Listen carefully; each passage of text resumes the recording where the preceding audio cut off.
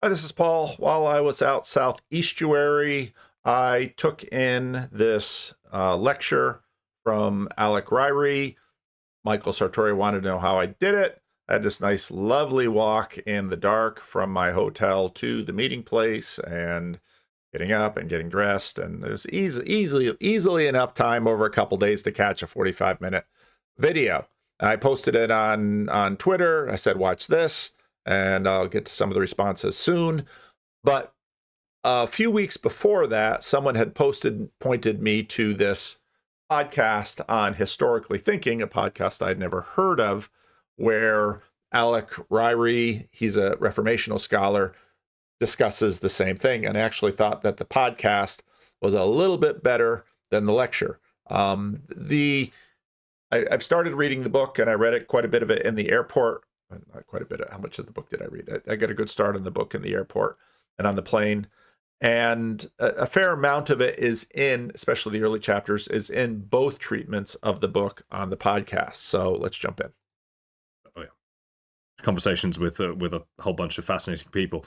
But in particular, my last book, but one, which was an attempt to write the history of atheism and of unbelief as not as an intellectual but as an emotional history, working out why it is that people actually care about this. The idea that people adopt religious belief for emotional reasons, I think, is kind of uncontroversial. I was suggesting, okay, there's got to be an opposite side to that as well, that people abandon religious belief for emotional reasons too. That doesn't mean it's irrational, because it just means that we're human beings and that whatever we do has got an emotional element to it. So I thought that was an interesting story to be told. Anyway, as part of that, I kept coming up against some of these oddities of the modern era. And the peg that I ended up hanging a lot of this on is, if you were to ask an audience in Europe, in the United States, at the beginning of the 20th century, who the most important moral figure in their culture was, then they would see the person from whom they take their bearings, the greatest exemplar of good and evil. That audience would say Jesus Christ. And that would be something that would be agreed both by the committed Christians amongst them and also by the nominal Christians and the open unbelievers. It's very rare to find someone who's not... The atheists would usually go out of their way to emphasize that they see Jesus as the great moral exemplar. Whereas... You have a great guitar solo on this in the book, which is, it takes us back to this sort of forgotten, an age which is really strange, in which everyone from Spinoza on up, Tom Paine, my neighbor Thomas Jefferson, John Stuart Mill, all of them are lauding the example of Jesus. And Jefferson is very strange on this. He's explicitly in the same letter saying there are no miracles, but at the same time that every other moral teaching ever taught is just rags. It's dust compared to what Jesus teaches. So much superior. So there's a strange what's going on there, but it's quite striking. But what's even striking, I hadn't realized how Bertrand Russell, tetchy controversialist that he was, minds his words. The idea of God, he absolutely gives both barrels. But when he comes to Jesus, suddenly he becomes kind of mealy-mouthed in a way that you think, seriously, what's happened to you? I think really the only exception to this is Nietzsche, and the fact that Nietzsche at the time and since has a reputation as a wild man and a monster is connected to this. That only a wild man and a monster would be rude about Jesus. Whereas you come to our own day, and I think it's pretty clear, and I think Godwin's law that you started with just reflects this, that the most important moral figure in our culture is Adolf Hitler. That, nowadays you can make fun of Jesus, you can, he can appear in kind of Monty Python or South Park or whatever, and nobody really cares. He's kind of memeable. But you don't mess with Hitler in that kind of way unless you want to out yourself as a... Now, part of what's interesting in that is, as I mentioned before, once, especially if you're using a negative example, it really leaves you just very open. And this very much sets up where Douthit presses as Recline. This is the last demand I'll make of you. Inclusion into what exactly? What view, what vision of the good life? This is where I still feel like the utopianism of your book, while really good as a corrective to despair, lacks something that even the right in its various, sort of dark and black-pilled forms still gets to offer, right? Which is that, the right can say, you see Charlie Kirk say this over and over again, right? In one of the personas that he had was sort of, Christian evangelist and Christian dad, right? Where he would go around and say, look, to young men, he would say, look, politics is important, but you have to get married and you have to go to church and you have to start a family, right? That is a concrete vision of the good life that politics exists to support and technology exists to enrich, right? And in mid-century America, in mid-20th century America, it was connected to a thin but still real sort of Protestant-ish civic religion in which, human beings had an earthly destiny and a heavenly destiny too. And it is impossible for me as a religious person, I'm sorry, not to look at sort of progressivism right now and say, you need something else in the horizon besides saying, we're going to be inclusive and we're going to get rich together with flying cars. You need to say, so that we can live in some specific way that we are supposed to live. What is that way, Ezra Klein? How then shall we live? My friend, I am a liberal. I actually believe in creating a space for liberal individual flourishing of different kinds. So it's just a space. As a monster. Well, we'll get to that. Until recently, the downfall meme probably shows a cultural transition. Which is good point. We could probably date it to that. Well, of course, the very making of that movie was controversial. In Germany, the prospect of even depicting him on film.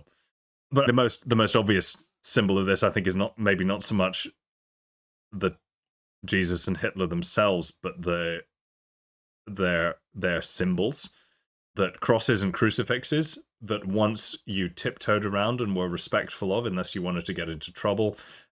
Now, really nobody cares. You can do whatever you want with them. But there is no visual image in our culture still that packs the same punch as a swastika. And that's one that you do not joke around with, I think, even now, unless you're actively trying to make yourself into a monster. Maybe we're riding the edge of that. I don't know. I'm possibly behind it.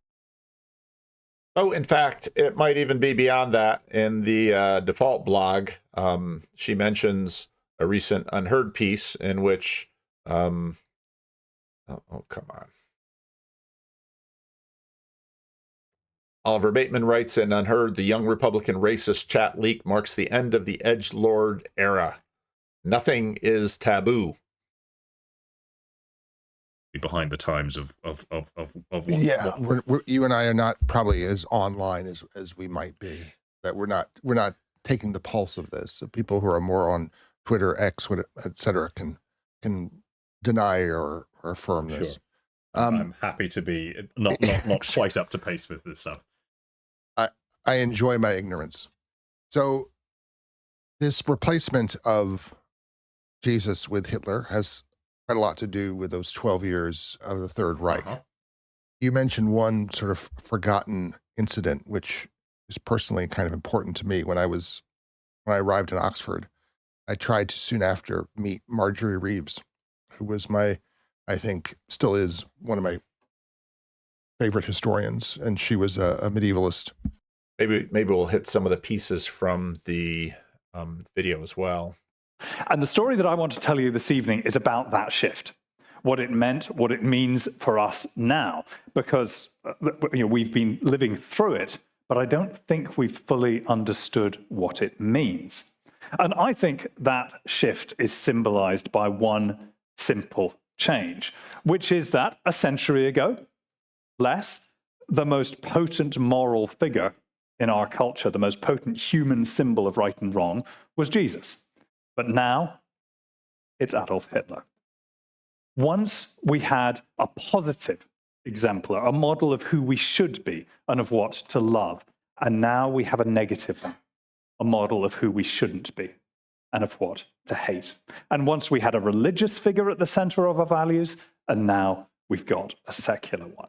Because in our relativist, pluralist age, he is the one reference point, the yardstick by which we know what evil is.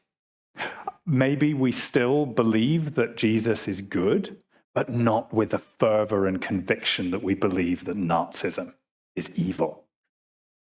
Crosses, crucifixes, these symbols have lost most of their cultural power. You can play with them, joke about them, nobody really minds. But there is no visual image in our culture that packs a heftier punch than a swastika. You play or joke with that, and you make yourself a monster. So to understand the post-war age, I think we need to understand that this has been the age of Hitler. That's what the title of my book means. I'm not talking about the dozen years when he set Europe ablaze, but the long decades since, when the man with the toothbrush moustache has dominated our moral imaginations. Now, I do not object to demonizing him. If you are, I don't look, or at least we kill, that's not a good reason. Christianity's. Well, he talks about the greatest story ever told. I didn't know that there was a long-standing radio program. It eventually becomes this massive movie, and the movie flops. It doesn't actually win back all of its money. And she, after getting her PhD at a time where no one at Oxford should get a PhD, this is like the mid-30s, she had then gotten involved with Christian resistance in Germany. And then she had become involved with J.H. Oldham, who had formed this group called the Moot, of which there are some really elevated members, including T.S. Eliot, including Carl Mannheim, Michael Polanyi, I believe, Little Polanyi, the other Polanyi. So there were, and others whose names I'm blanking on. And this was all a attempt in the late 30s, as this group saw the approach of at least a European war, and perhaps a second great war for civilization, as people still called the First World War, the Great War. They were trying to envision what Christian civilization, how it could survive and how it could be renewed. And that was always kind of striking to me, because like this era in which everyone had a biography of Jesus, 5,000 biographies, different types of biographies of Jesus, crazy. They must have sold really well. That's the only reason for that. Yeah, no, that absolute publishing staple in Victorian era. Yeah. So like that, it seems a remarkably far off time. It seems thousands of years away, even though it was 85. Now, Sam just had David Bentley Hart on, and it's an interesting conversation. One of the points that Hart makes is that, I'll simplify it quite a bit, there's always the need of a reappropriation of past dogmatic statements.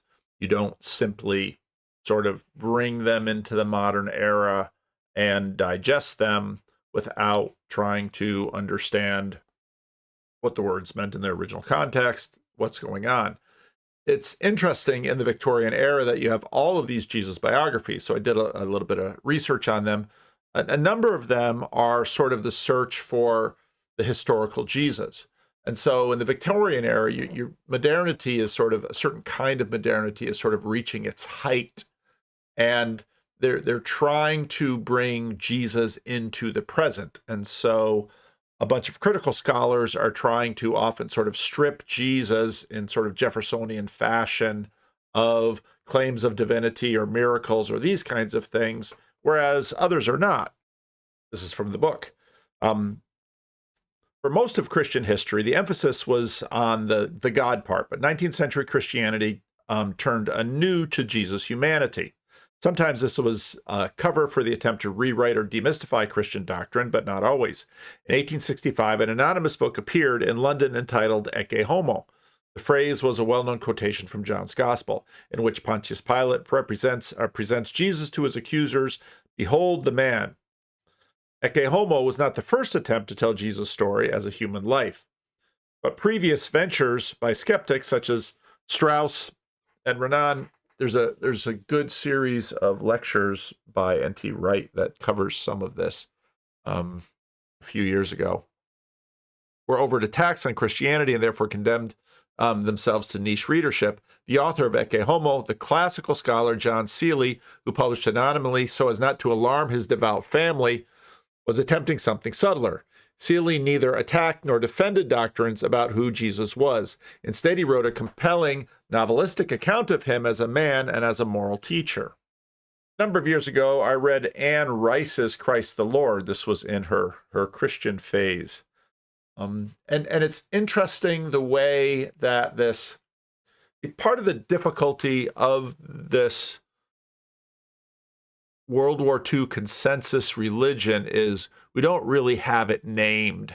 And in that sense, you can play around with a lot of exorcists that believe that before you can sort of locate a demon, you need to get its name. This is taken from Jesus getting the name of Legion. And so once sort of you have the name of it, then you can kind of get it by its tail and keep track of it. I remember in the sort of in the late 20-teens when they're just sort of getting the woke name out. And then even though woke is kind of hard to describe, once you sort of have the word, well, then we can all sort of know what we're talking about. So, and I remember reading this book. I found it a lovely, compelling book. I thought it was fascinating. And I believe Anne Rice then, after sort of finding Jesus and announcing she had written a lot of vampire novels, correct me if I'm wrong in the comments section, but had then ordered over once again the question of same-sex marriage, found that many Christians were against it, and so then decided she didn't want to be a Christian anymore, or she was going to be a different kind of Christian or something of that nature. In Victorian era. Yeah. So like that, it seems a remarkably far off time. Mm-hmm. It seems thousands of years away, even though it was 85, 90 years ago, because that whole project of the moot and that young Marjorie Reeves was a part of quickly fell into disrepute. So you should probably sketch out how and why.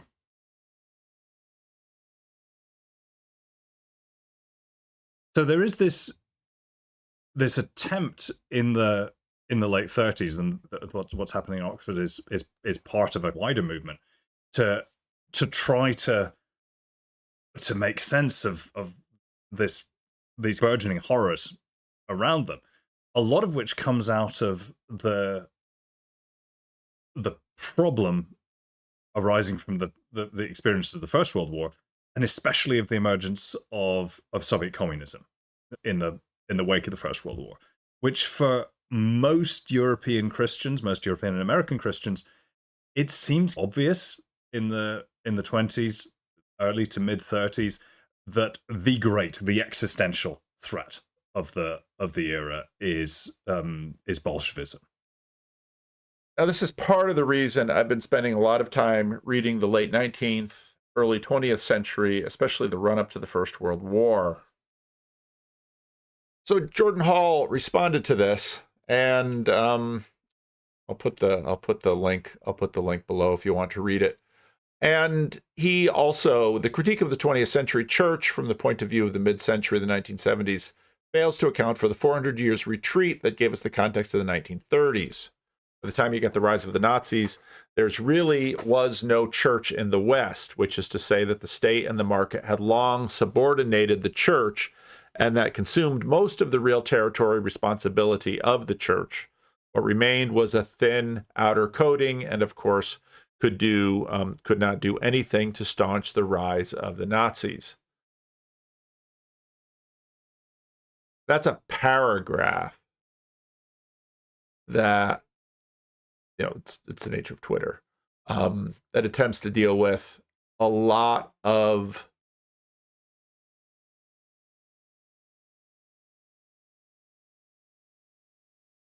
on the live stream that I did when I was still in Asheville. We talked a bit about it. We talked about the rise of the university out of the monasteries.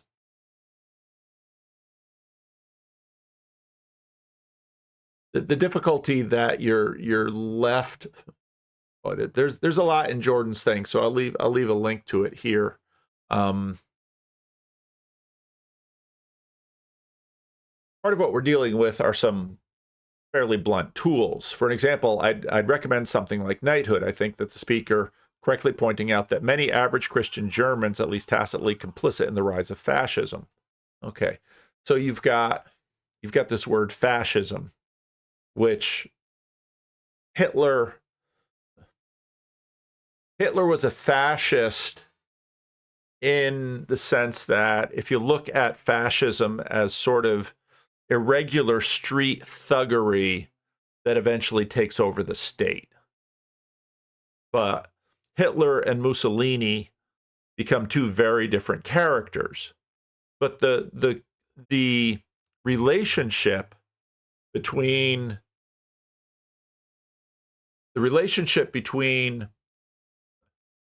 a church that wanted to continue to control Christian education, and not only Christian education, but continued to want to control the morality of the people by pain of civil crimes, was the church that aligned with Mussolini and cut a deal with Mussolini in order to try to regain its power after the unification of Italy and the anti-clerical movement. Similar things happened in Spain with Franco. Now, when Hitler rolls around, the papacy was hoping that it could arrive at a similar understanding with Hitler in Germany, only to discover that Hitler, who was an Austrian, and that's after having read all of this history from the late 19th century, the fall, not only did Germany lose the war, Austria-Hungary lost its empire. Austria, the Habsburgs, the Austrians were one of the two great powers that the papacy looked to maintain its civil power in Italy in the 19th century. It would be nice to sort of draw clean lines here, but there are no clean lines to draw. In the 20s, early to mid 30s, that the existential threat of the era is Bolshevism.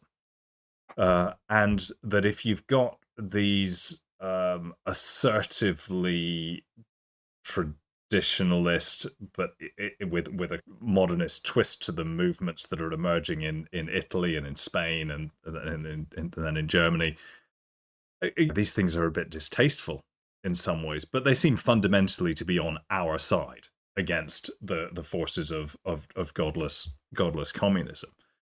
And then it starts to become clearer and clearer that ain't working, and that there is a real threat of these two as well, and how these two apparently opposing forces are to be understood. Evelyn Waugh is one of the great exemplars of this, who says that the moment that the world started to make sense for him was the Nazi-Soviet pact in August 1939, when it It's a bit late, man. yeah, but it is late. But I have a degree of sympathy for his dilemma, that he's been in this boiling frog situation in which confronting the reality of this new and exceptional evil that has blown up behind him amongst the people who he thought were his allies.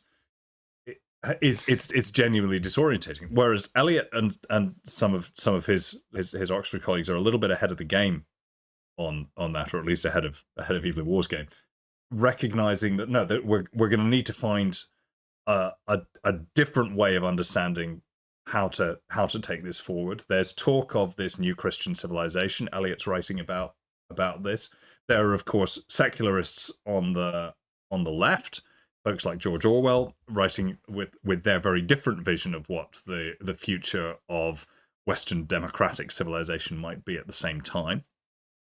And there's a great essay by Orwell in which he rages against C.S. Lewis's lectures on the BBC that will become Mere Christianity. Yeah. Now, this is so interesting because in many ways, we're repeating this conversation now. Because if you read a good number of people, and it seems like a good number of people in their own minds are saying the only path forward is the Christian path forward.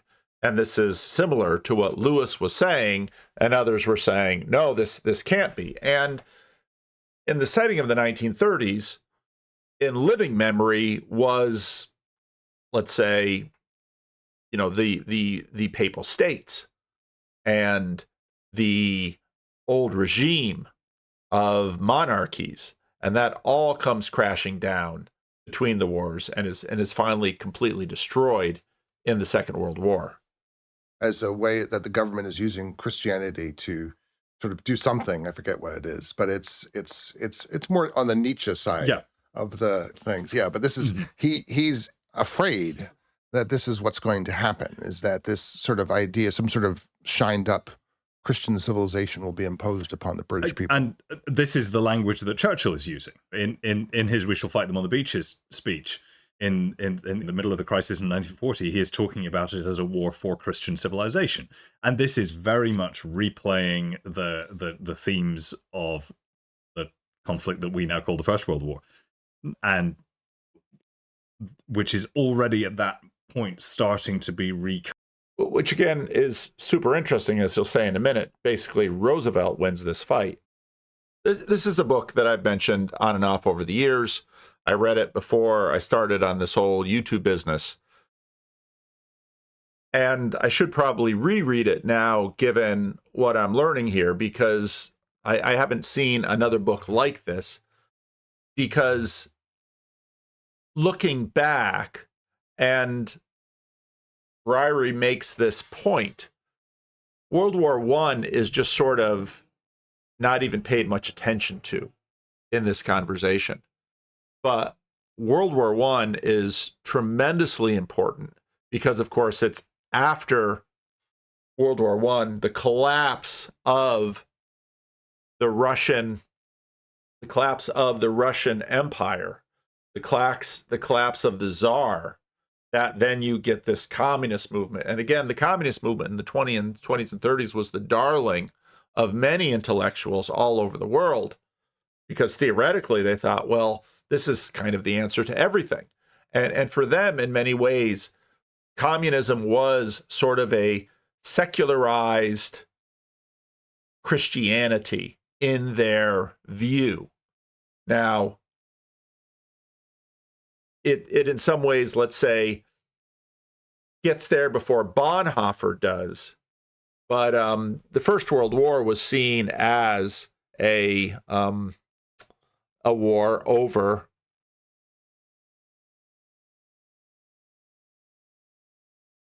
Still in 1914, most of Europe's Christians lived in nations that accepted some form of centuries-old ideology of Christendom, in which a properly guided Christian state followed the paths desired and planned by God. To varying degrees, Christianity enjoyed official status in most major states, certainly in the conservative Catholic realm of Austro-Hungarian Empire, but also in Protestant countries like England or Denmark, where the Reformation had made the monarchy and the state the supreme authority over the church.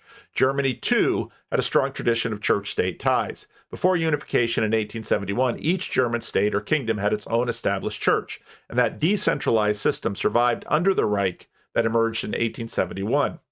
Of course, Bismarck would have his Kulturkampf, his culture war, where he tried to sort of suppress the church. The German monarchy, though, was rooted in the Prussian tradition of intimate alliance with the Lutheran Church, to the point that the Kaiser occupied the political clerical role of summus episcopus, the highest bishop. So, with the current Anglican break, I saw Ready to Harvest put a video out. Where is Charles in this? Isn't Charles supposed to be the head of the Church of England? Can't Charles command? Charles won't command. Because Charles can't command. To varying degrees, churches acted as agencies of their representative states, which gave financial support and controlled appointments. Service in the state, more particularly the military, involved taking religious oaths not to the nation, but to the monarch. Across Europe, great national events were also religious occasions and took place in cherished cathedrals and other sacred places, whether in Westminster Abbey or St. Petersburg Peter and Paul Cathedral. But while we might expect the clergy to support their nations at war, in practice, they went far beyond any simple endorsement and became vocal, even fanatical advocates. Often they represented sophisticated arguments for holy war, which drew heavily on both biblical tradition and Christian history. Nor did it make the slightest difference whether a given nation actually formalized its relationship with the church through some form of establishment. It was natural enough for clergy to espouse the cause of a government that paid their salaries, but some of the most egregious holy war advocates enjoyed no such privileged position. In England, those non-Anglican Protestants, collectively called nonconformists, yielded nothing to Anglicans in their support for the war effort. And although Catholics were subject to transnational spiritual authority of the Vatican, believers in individual countries were just as bellicose as their Protestant counterparts. While Christians differed in the sides they identified with the divine will, war enthusiasm transcended denominational labels.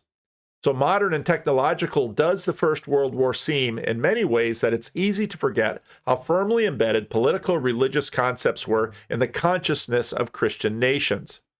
Protestant countries especially looked to biblical doctrine of national chosenness, to promises that victory and prosperity awaited those people who faithfully followed divine covenants. Through the 19th century, well into the 19th century, even the most modern nation states spoke the language of divine providence and divine favor, seeking God's blessings in time of war by national displays of piety, by officially proclaiming days of fasting, prayer, and humiliation. For England, the Crimean War, 1854-56, was the last conflict to call forth such communal assertions of belief, which also featured on both sides of the U.S. Civil War. Days of prayer had a much longer afterlife. In England, New Year's Day 1916 was such an occasion for wartime prayer and intercession, which was marked by virtually all churches, both established and nonconformist, as well as Jewish congregations. You begin to see this transformation already in the First World War. Now, part of what's going to change in the First World War is the decline of monarchies. And I think that's a significant part of the story. Themes of the conflict that we now call the First World War, and which is already at that point starting to be recast as the First World War. It's the term the World War to describe the new conflict is already in use. I got quite interested in the terminology for these conflicts while looking into this, because the point about the World War is they're not saying this is a global conflict, because in 1939, 1940, it's not. There's at that point quite separate war in the Far East. They're calling it the World War because it is the war for the world. That's what's understood as being at stake. And this is such a wonderful example of a subtle change in the assumption of the world, of the word. When we say world, it has a double meaning. We use the word for, let's say, the globe. In the New Testament, this is very common. For God so loved the world. He loved the globe? No. What do we mean in the Gospel of John? He loved the world. Because the world has actually a variety of valences in the New Testament. But this understanding that Ryrie makes is so critical, because the Great War was a war for Christian civilization. This changes with the World War. We're fighting for the world because we're fighting for a universal vision of how the world should be. I think this is why in the end it's the attempt to cast it as a war for Christian civilization is one that doesn't stick. The key jump here is the one made not. Now, it could be that it doesn't stick because of exactly what happened in the First World War, where the First World War was seen as these were religious figures fighting for their Christian nation. And at the end of the war, was that really what we were fighting for? Was this, because in many ways, at the end of the First World War, Versailles tries to make the Allies winners. But you can, just even me visiting the UK, you go and you see these enormous monuments to the First World War. I'd be curious what percentage, what the number of monuments to the First World War versus the Second World War in England would be. It's probably somewhat reversed in the United States. In Britain, but in the United States. And it's President Roosevelt who picks up on the language of a war for Judeo-Christian civilization. And of course, there's all kinds of reasons for doing that. It makes sense within American terms. It's a way of saying this is not just Catholics and Protestants, but Jews as well, the three kind of legitimate religious options that are available within mid-20th century America. And of course, it also explicitly makes a point of the fact that they're fighting a regime which builds so much of its identity around the hatred of Judaism. Is Roosevelt the first person to really use that? I mean, no, he's not the first person to use it, but he's the most significant. He picks it up to popularize it. These things were very important to him. David Reynolds has a whole book. Well, at least I heard him with a lecture on how that Roosevelt came up with finally settled in Second World War. Mm-hmm. These slogans, he's attentive to these things and to how he will name things is part of his, his power in a way, the naming of things. He was good with words, that guy. The other crucial, maybe almost the more important thing is the Four Freedoms speech, and the framing and the way that then feeds through into the Atlantic Charter and ultimately into the UN Declaration of Human Rights in 1948, where the assertion is that these fundamental freedoms are going to be, which include freedom of worship. So at that point, we're explicitly moving beyond even Judeo-Christian, where this is defining itself as a multi-faith coalition, and that these freedoms are going to be defended everywhere in the world. That's right there at the center. This is not just we are going to stand for these freedoms in the United States, not even in the United States and in our allies, to the extent that term has any meaning in early 1941. There's a universalist vision there, which goes beyond anything that a term like Christian civilization could encompass. And so the kind of argument that Eliot and Lewis and Orwell are engaged in in Britain is left kind of beached by this. Lewis, I spent a little time in the book talking about Lewis's 1943 lectures, which get published as The Abolition of Man, which have this very kind of bleak vision of where pre-war secularism might ultimately lead. And in the way of doomsayers, he turns out to be wrong, because this Rooseveltian notion is able to give. I think Lewis's diagnosis of the problems of pre-war secularism is really acute, but it's able to pick up a new moral energy from that sort of universalist vision with the notion of human rights at its heart, which is what Roosevelt ends up creating, and that's been the world that we have lived in for most of our lives. And it's important that in that war, these became, as you say, more than slogans. Sure. You talk about the torpedoing of the Dorchester, the USS Dorchester, which is, gosh, a long time ago. I think I won an essay contest for the Coalition of Christians and Jews, which was one of these post-war or maybe it was pre-war, who knows, but organizations in the United States to create understanding between Jews and Christians. Sure. And I think tens of thousands of high school students across the United States participate in these essay contests every year. And it made me think about this Judeo-Christian sort of thing. This is part of this post-war consensus. But it was, and I think the Dorchester came up probably, I can't remember the banquet that was had, the awards banquet, but I'm sure the Dorchester came up. Could you tell that story briefly? Because people don't know it anymore. Sure. It was one that I was introduced to by my colleague Michael Snape, who's the great historian of military chaplaincy in the United States Army during the Second World War. So the Dorchester is an American troopship which was torpedoed off the Canadian coast in February 1943.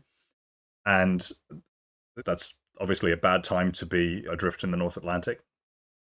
There happened to be 4 military chaplains on board, which is itself a reflection of just how extensive the military chaplaincy system in the United States Army was.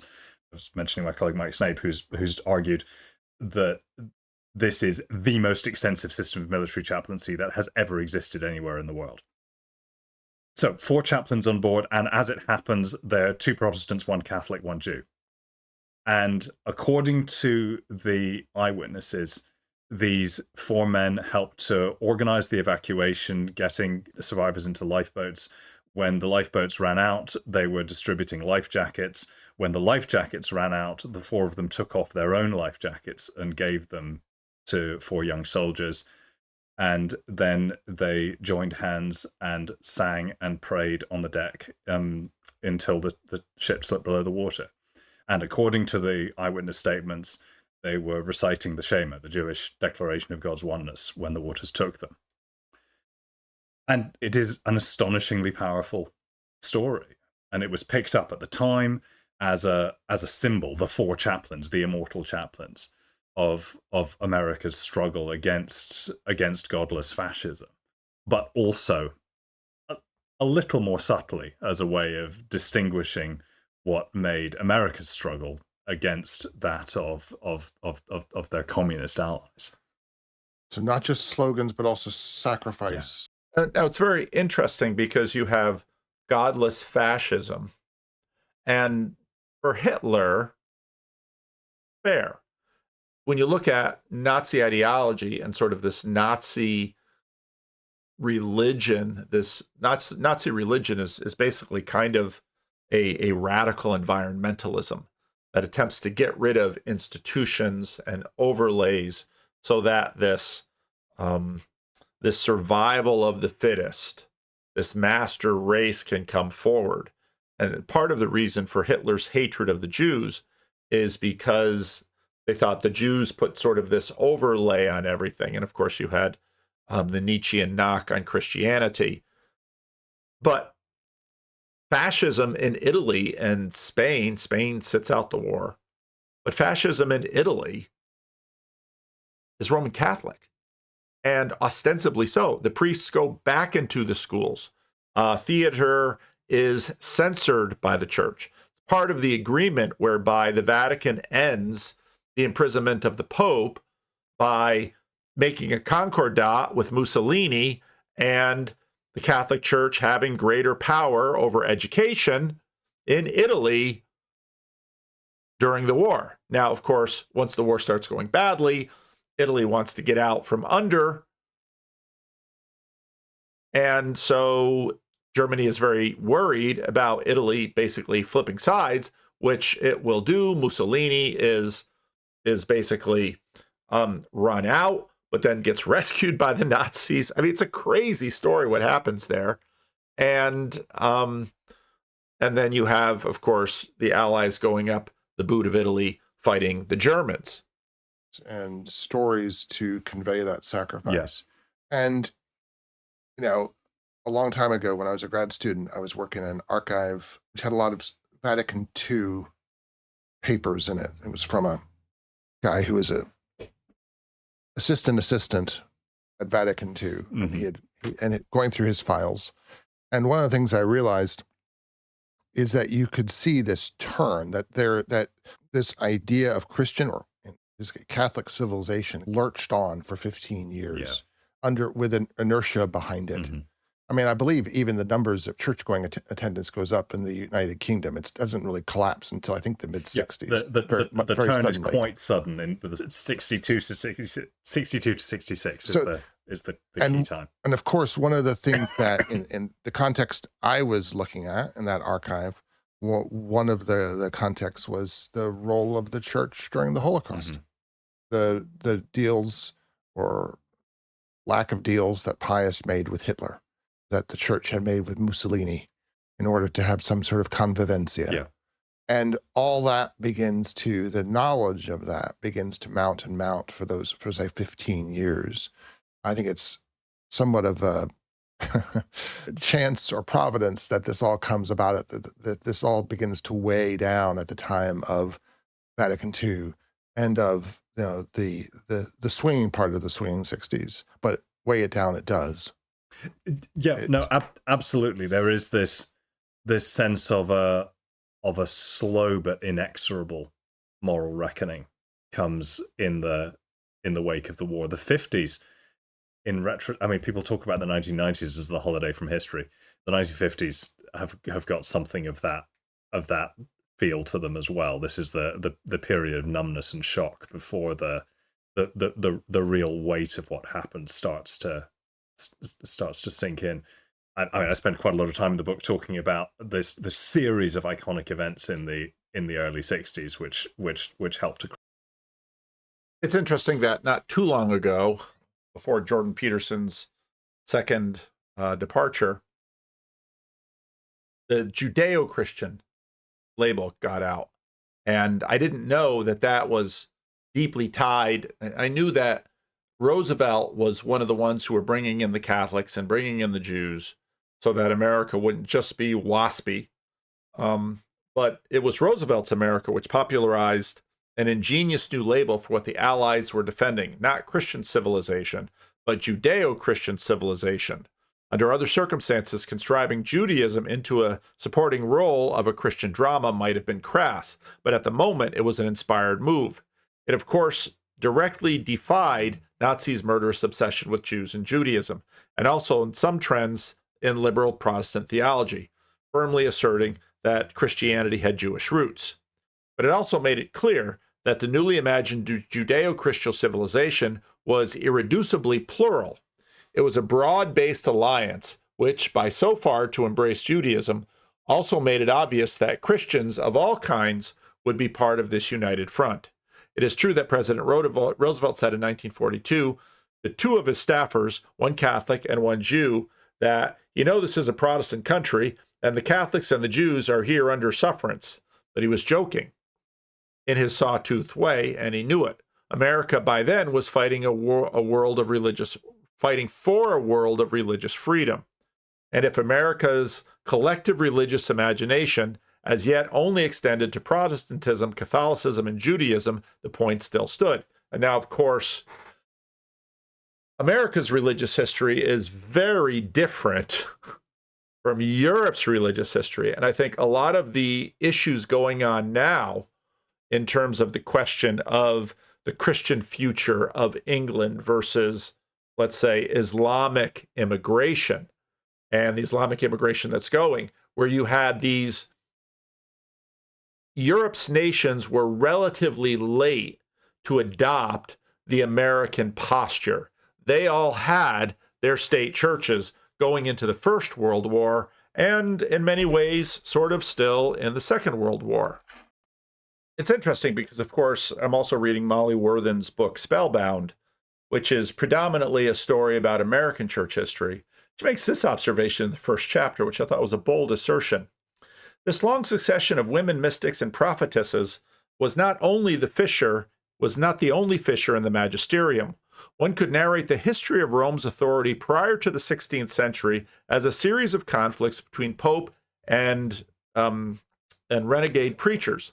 The 12th century apocalyptic monk Joaquin of Fiore, the spiritual Franciscans who vexed church leaders with their protests against papal wealth and other hypocrisies. Think about Glenn Sunshine's comments on the podcast the other day. Almost all of them had the gift of maneuvering within the structures of the church hierarchy to challenge its sources of power and most vigorous orthodoxies. The Reformation was less a break with Catholic history than a combustion of its oldest themes and feuds on the landscape of a continent carpeted with illustrated pamphlets, theological essays, Bible translations, and other flammable wares of new printing and bookmaking technology. But there is more to that. There is more to it than the printers of Wittenberg and Zurich selling sheaves of old heresies to greengrocers. Protestant reformers had new ideas too. And her book is very interesting because she's just going through these waves of what she calls charisma. And of course, if you combine her thesis here with Mark Noll's thesis about what happens in America once America gets over the Appalachians, where the population outruns the church institutions, the explosions of charisma, they're just like volcanoes, religious volcanoes that pop up all over the land. Starts to sink in. I spent quite a lot of time in the book talking about the series of iconic events in the early 60s, which helped to crystallize this. Of which I must say, I think the Eichmann trial is almost the most important one. Yeah, why is that? Because it's the moment when the Nazi genocide, which it's not that the people had forgotten the Second World War in the 1950s, absolutely not. It would have been impossible to, and the culture is in some ways obsessed with it. Lots of great war movies during that period, but the story of the war was largely remembered, at least in the English-speaking world, in nationalistic terms, as a struggle of Britain and the United States against Germany, rather than in ideological terms, as the struggle against a genocidal tyranny. And the trial, the dramatic arrest, kidnapping, trial, and execution of Adolf Eichmann puts the Holocaust itself on trial. Not that it was generally called that at that point. It puts the Nazi genocide on trial in a way that had not been the case before. And of course, Hannah Arendt's reflections on the significance of that and how that should affect our understanding of human evil.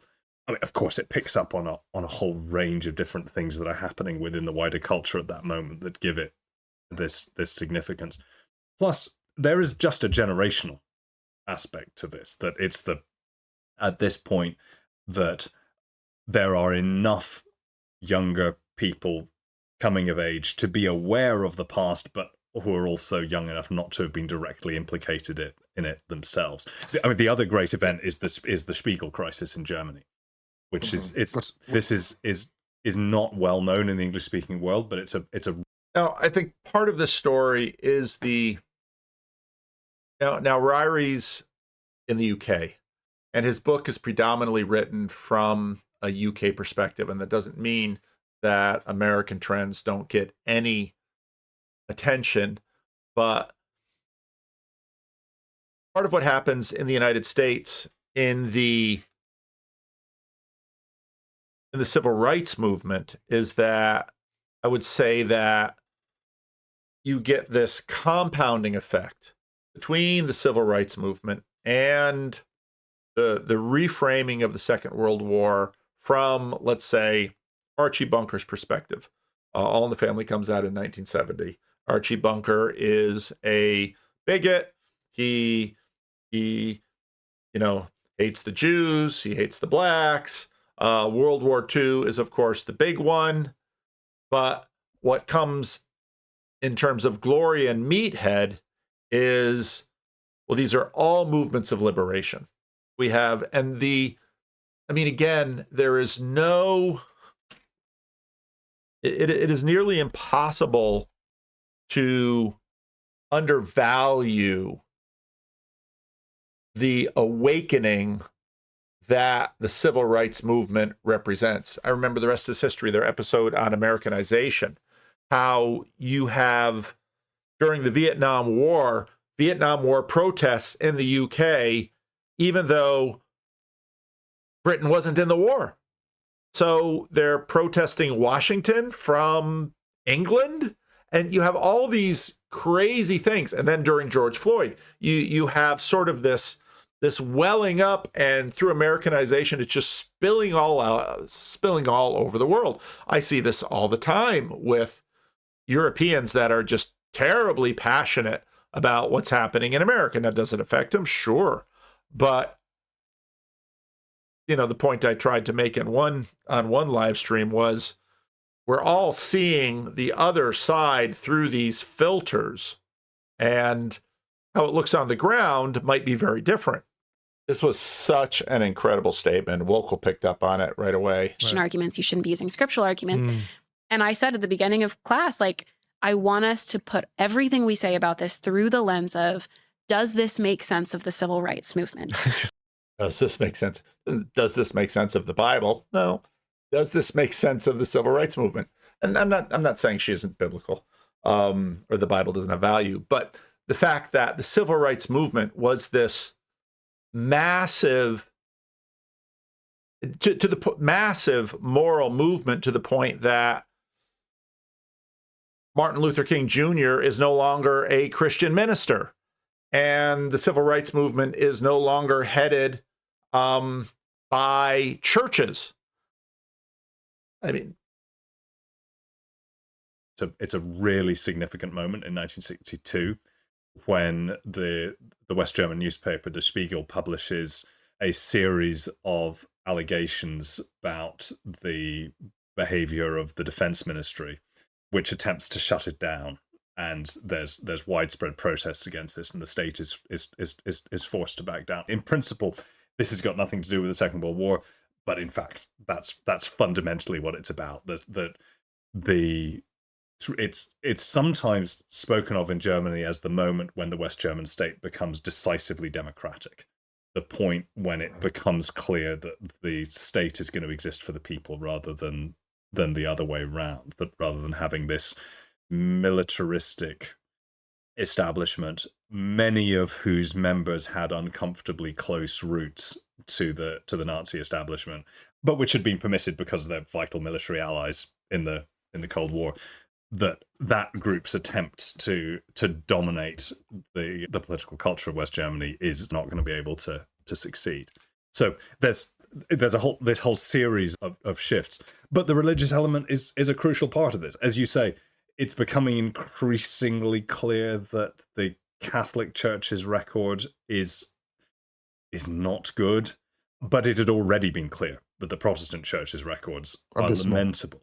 It's in Nazi Germany itself, the Protestants become much more closely allied with the Nazi state. The Protestant churches in Germany are mostly taken over by explicitly pro-Nazi sympathizers. There is famously this group, the Confessing Church. Now, again, if you look at it through the history of the First World War, That's what churches did. They backed the government. And, well, maybe you have qualms about the leader of the government. Maybe he's not necessarily the kind of Christian that you would want to have, but because you're patriotic, you back him.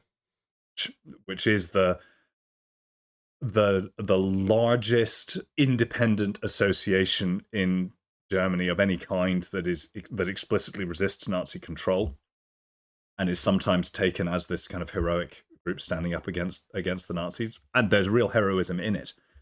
But as a whole, the confessing church, the deal that they make implicitly with the Nazi state is that they will be permitted to govern their own internal affairs and that they will not intervene in politics in any way. They're I think, most famous now, and justly, for Martin Niemöller's confession, supposedly after it's a little bit apocryphal, but there's various versions of this. The famous text where he says, first they came for the trades unionists and I did nothing because I wasn't a trades unionist, and then they came for the Jews and the communists, and then in the end there was no one left to speak for me. And yeah, Niemöller is a little bit more problematic than people. That confession has got real weight to it because it's pretty much a description of what they did. Yeah. The confessing church, apart from a handful of its members who are very critical of its quiescence, generally kept its head down and kept out of trouble. And that's a... But now, think through that thing, because the assumption is, well, what values? It's not going to be right there already. You have the, okay, you're not going to stand up for the Jews. Well, what is your relationship with the Jews? You already have the question of, will you support liberal values? Will you support the four freedoms that Roosevelt puts out? Will you support what will be the United Nations Declaration of Human Rights? Because that's the line. That's the line where the trade unions and the Jews and the Christians, they all stand along it.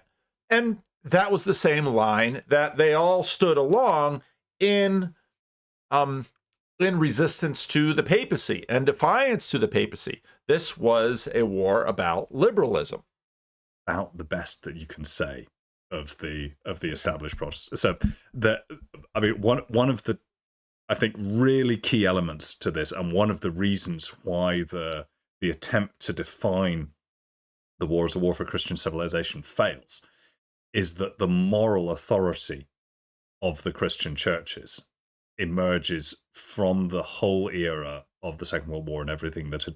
And I'd say you probably also have the challenge of still in early 20th century,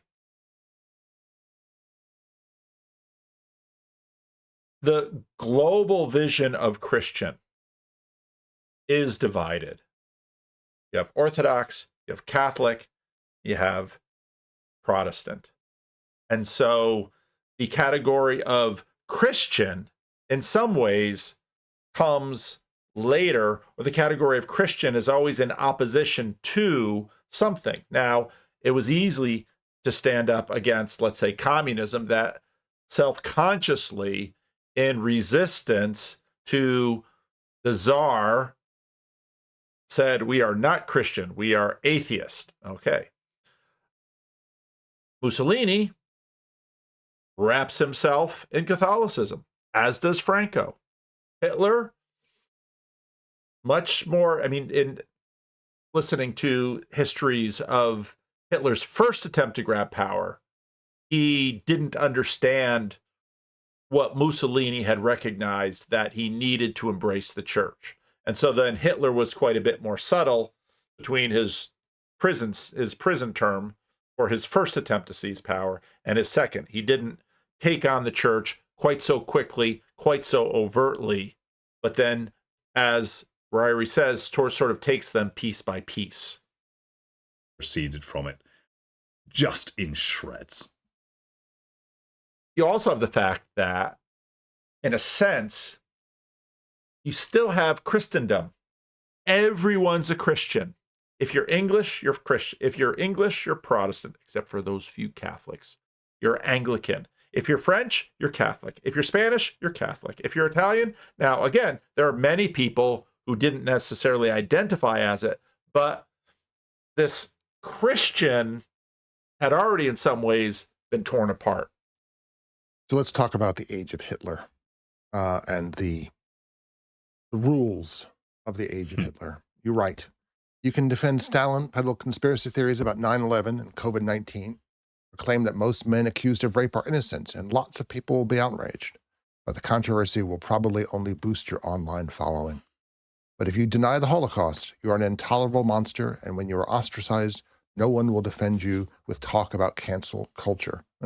We might have to put an asterisk by that, even in the last year. Yeah, I know. It's starting to sound like I wrote it 2 or 3 years ago. Yeah, and rightly so, you're right. This is because we know that denying the Holocaust is never a naive historical mistake. It is always a deliberate attempt to justify the unjustifiable.